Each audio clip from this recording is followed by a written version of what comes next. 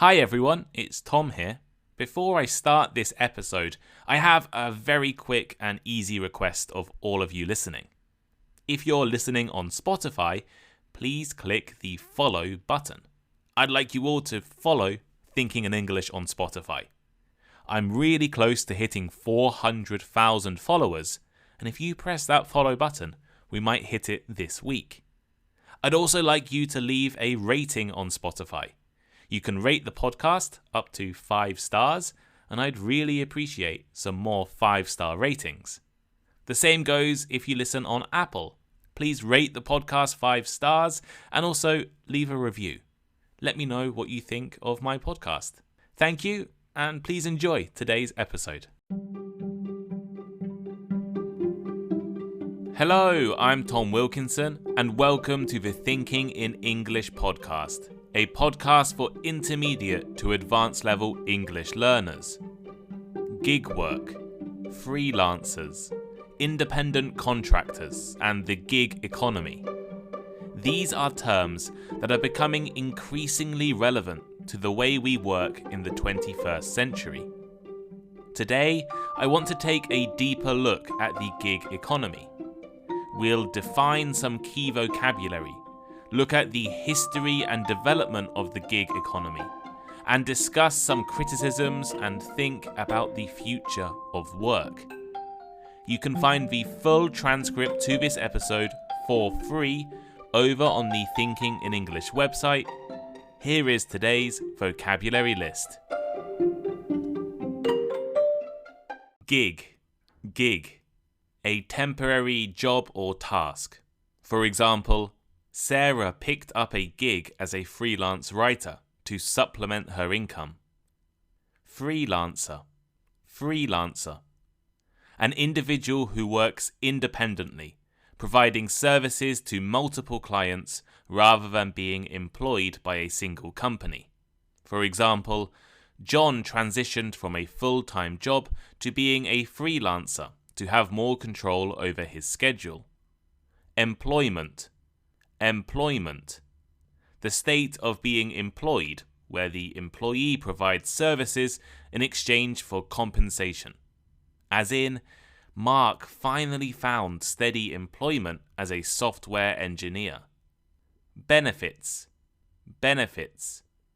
Additional perks or advantages provided to employees beyond their regular salary, such as health insurance, retirement plans, or paid time off. As in, the company offers competitive benefits, including dental insurance. Client. A person or organization that engages the services of another individual or company to perform a specific task or project. For example, the designer works closely with her clients to deliver designs. Contractor. A person hired to perform specific services under the terms of a contract, often operating independently or as part of a firm. For example, the construction company hired several contractors to complete the work. Flexibility. The ability to adapt or change easily according to varying circumstances. For example, working as a freelance consultant provides Maria with the flexibility to travel.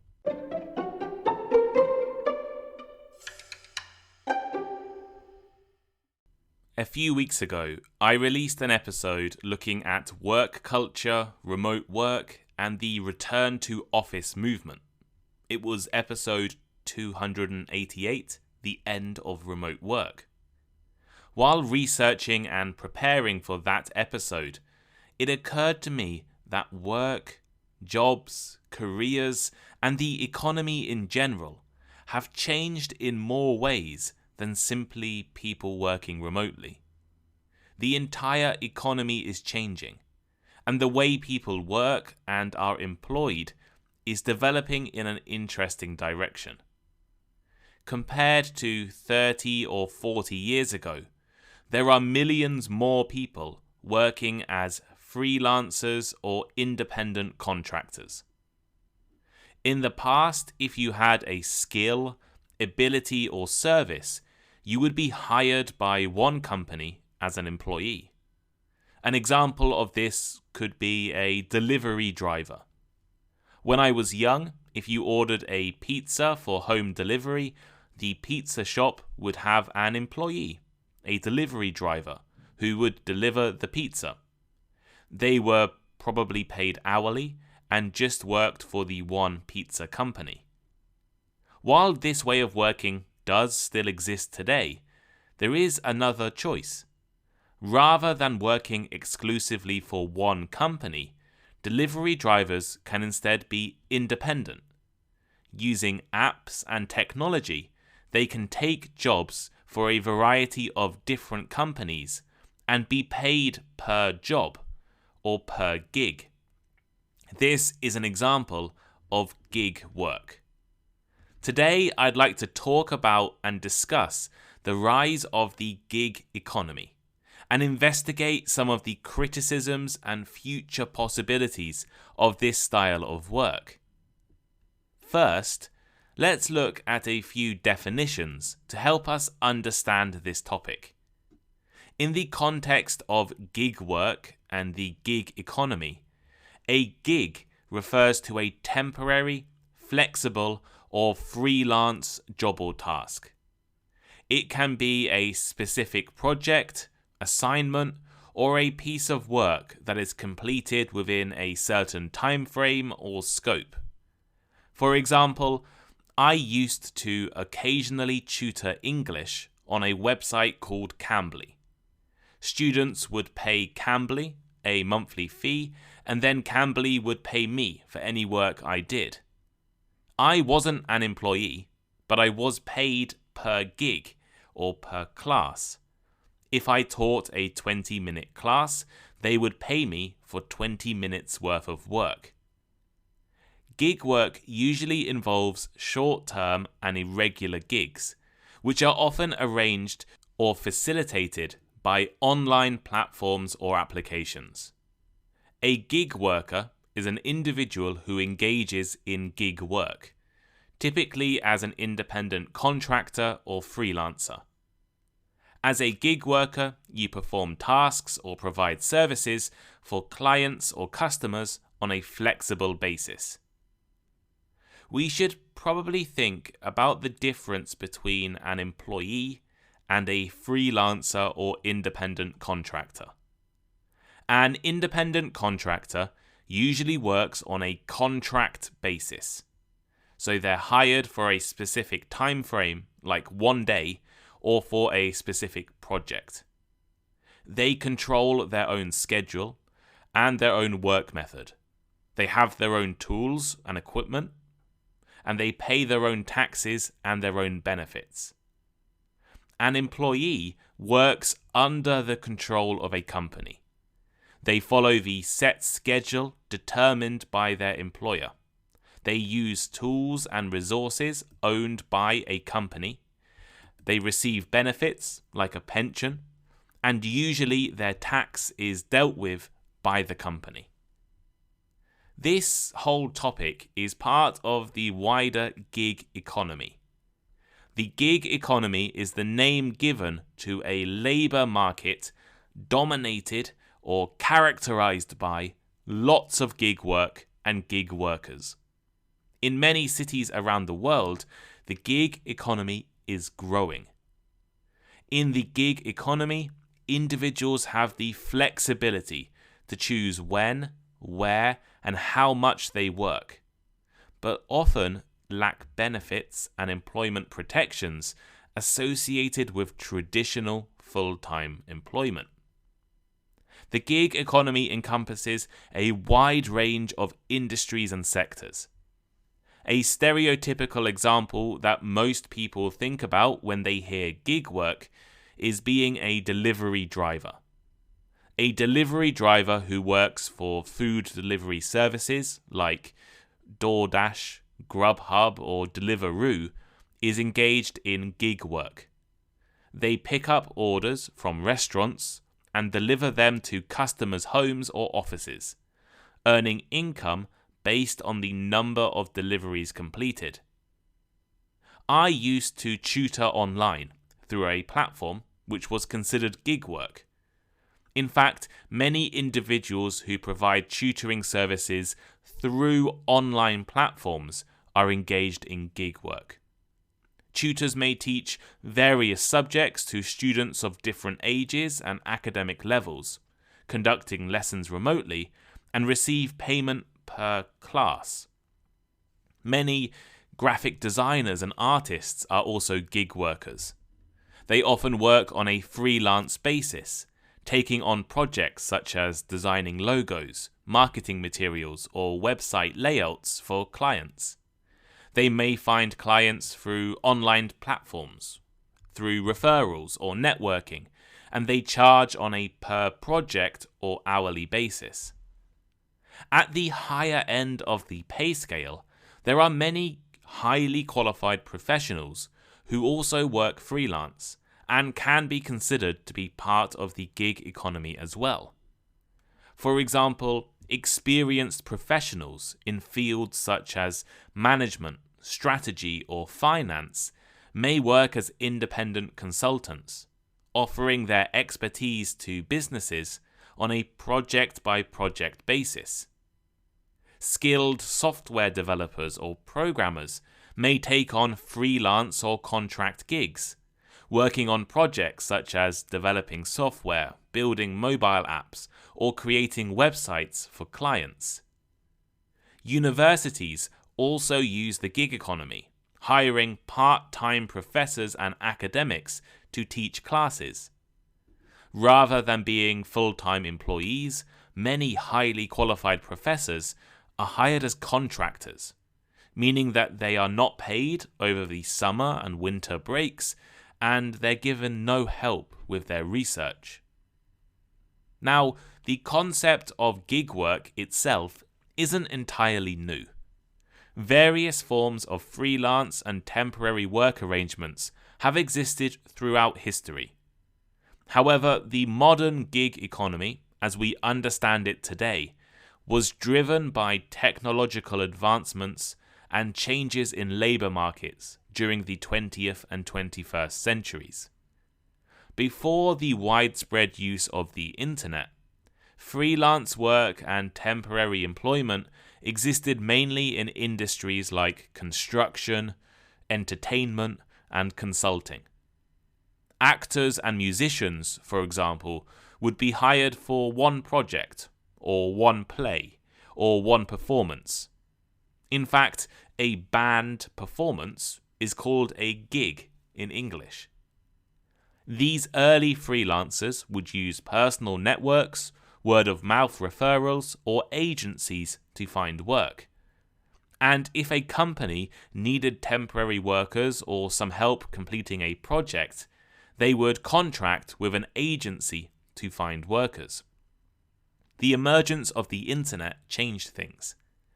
Early online marketplaces like Craigslist and eBay provided platforms for individuals to offer services or sell goods independently. Freelancers also started using online platforms to find more work. Around the mid-2000s, smartphones and high-speed internet became increasingly common. Digital platforms and apps offering regular gig work opportunities began to appear. Companies like Uber, TaskRabbit, and Airbnb pioneered the gig economy model. They connected individuals directly with customers or clients for specific tasks or services. They used technology to match service providers and consumers, making it easier for people to find work or services on demand. In recent years, the gig economy has been expanding rapidly. As technology improves and remote work has become easier, more and more industries, including transportation, accommodation, delivery, and food services, have been able to move towards freelance and gig work. According to Upwork, which is a gig economy platform, up to 38% of the US workforce could be freelance or gig workers, at least part-time. Why? Why has the gig economy been growing? Well, let's start with why gig work is becoming increasingly popular for companies. First, employing gig workers can be cost-effective for companies. It can be a way of saving money and reducing expenses. Most of the time, a company will only pay a freelancer for the specific tasks or projects completed. For example, paying an artist for a logo design. They can do this without incurring the costs associated with traditional full-time employees. These include benefits, pension and insurance payments, office space, equipment and training. So, take me as an example. I'm from the United Kingdom. If you were to hire me as a full-time employee in the United Kingdom, you would need to pay me at least the minimum wage. You would need to pay part of my national insurance payments. Probably you need to pay into my pension, buy the equipment I need to work, and give me at least 4 weeks vacation a year, which is fully paid, as well as sick leave for when I'm ill. This is UK law for employees. However, when I used to teach online, I was freelance. The company that hired me let me choose my own hours and my own students. And in doing so, they didn't need to give me any of those benefits above. Just a fixed fee for the class I taught. And this saved them a lot of money. The gig economy also provides companies with the flexibility and ability to change their operations. They can scale their operations up and down quickly. Hiring an employee is usually a long-term commitment. In many countries, it's not easy to fire an employee. But many companies don't want to or can't afford to add extra employees. Gig workers often possess specialized skills and expertise that may not be part of a normal worker's skill set. If you need an artist, designer, software engineer, social media content creator, or a copywriter, it can often be more efficient to pay a specialist to do this job for you rather than giving extra tasks to your own employees, who are probably not good at doing that job. You can also hire a gig worker much quicker than recruiting a full-time employee. If you go onto a platform like Fiverr and look for a freelance script writer, you will find thousands of qualified candidates who are available to start working immediately. You can now see why companies have been using the gig economy. But what about workers? Why do more workers want to become freelance and join the gig economy? Well, flexibility is often a big reason. Gig work offers individuals the freedom to choose when, where, and how much they work. Flexibility allows you to balance work with other commitments, such as family responsibilities, education, or personal interests. If you want to become a digital nomad or work remotely for a foreign company, often the only way to do this is by becoming self-employed and working freelance. Gig work also enables people to diversify their income streams. Many people with full-time jobs also engage in the gig economy on a part-time basis for a little extra money. Freelancers and independent contractors are essentially running their own small businesses. Many people, including myself, enjoy this challenge and the ability to be your own boss. All the money I make is mine, apart from the taxes, of course. If I was making my podcast, Thinking in English, for a company, this would not be the case. The money would be the company's money, and I would just be an employee paid a salary. Many gig jobs can be performed remotely, allowing freelancers to work from anywhere with an internet connection. And this opens opportunities for individuals to live and work anywhere, including rural areas or places with a lower cost of living. And getting started in gig work is often quick and easy. The sign-up process just takes a few minutes for apps like Fiverr or Upwork, and you often don't need much extra equipment or training. So, as you probably realize by now, the gig economy seems to offer opportunities to both workers and companies. But there are also some clear issues and problems. Let's take a look at a few of these criticisms. First, gig workers are usually classified as independent contractors rather than employees, which means they may not be entitled to benefits such as minimum wage, overtime pay, healthcare, retirement plans, and unemployment insurance. If you can't work because you're sick, you don't get paid. You can be let go of or fired instantly for no reason. You need to plan your own future and pay your own pension payments and insurance contributions without the help of a company. In fact, freelancers and gig workers lack job security and stability. An artist may have a really busy month designing t-shirts for a client, and then next month struggle to find any work. This makes it difficult to plan for the future, but it can also have other issues. For example, I have really struggled to apply for some credit cards and open bank accounts at mainstream banks due to being a freelancer.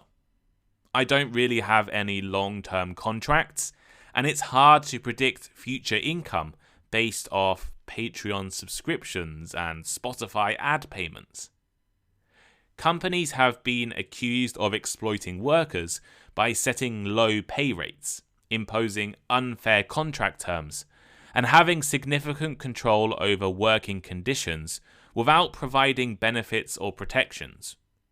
Many companies treat freelancers as if they are employees, but they don't pay them or give them the same benefits. I've heard of independent IT contractors being told to work at specific times and attend department meetings, even though they are actually not part of that department. The growth of the gig economy has raised concerns about its impact on traditional employment. Some critics argue that gig platforms give employers the opportunity to replace full-time employees with gig workers to reduce costs. So what does the future hold? Well, I think the gig economy is likely to continue growing. More people and more companies are going to find themselves relying on gig work and gig workers. Advances in technology, such as artificial intelligence and automation, will allow gig work to spread into new industries and sectors. Already, there are platforms online offering opportunities for doctors, therapists, lawyers, and accountants to engage in gig work. And as it continues to be cheaper to hire gig workers, both companies and workers may be pushed into the gig economy. At the same time, governments are definitely going to scrutinize the gig economy more closely. In particular, they will be looking and making sure that a freelancer is really freelance, and not simply an employee not being given the correct benefits. California, for example, has introduced strict laws on contractors and the gig economy. And for this reason, many companies will no longer hire freelancers based in California. The future of work may involve hybrid models that blend traditional employment with gig work. Companies will likely use both full-time employees and gig workers. And workers may look to the gig economy for extra income. That's what I did when I was working as an online English tutor. And the gig economy is likely to become increasingly global. Gig workers and clients will collaborate across borders and time zones. But again, this will bring problems. In the UK, for example, the minimum wage is around £11 an hour. Why would a company hire someone at this rate or higher when they could find an equally skilled person living in another part of the world but charging half the price? However, surveys suggest that many people engaged in the gig economy are happy. A majority of freelancers and contractors are happier and more satisfied than when they were full-time employees. And I count myself as part of this group. Being a freelance podcast maker, I guess, or self-employed, is challenging. But it's really flexible and fulfilling. Perhaps regardless of fewer workplace benefits and fewer chances of career progression, the flexibility and independence of the gig economy is enough to make people happy.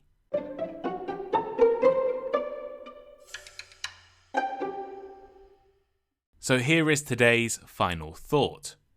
The gig economy has become a significant shift in how people work, and it offers both opportunities and challenges for workers and companies. As the gig economy continues to grow and evolve, it is bringing changes in employment and the ways people are employed. Freelancers and independent contractors are becoming increasingly common. While the gig economy offers flexibility and independence to workers, there are also concerns about job security and benefits. Looking ahead, the future of work may see a blend of traditional employment and gig work, with governments likely to closely monitor and regulate the gig economy to ensure the fair treatment of workers. But what do you think? Are you a freelancer, contractor, or part of the gig economy?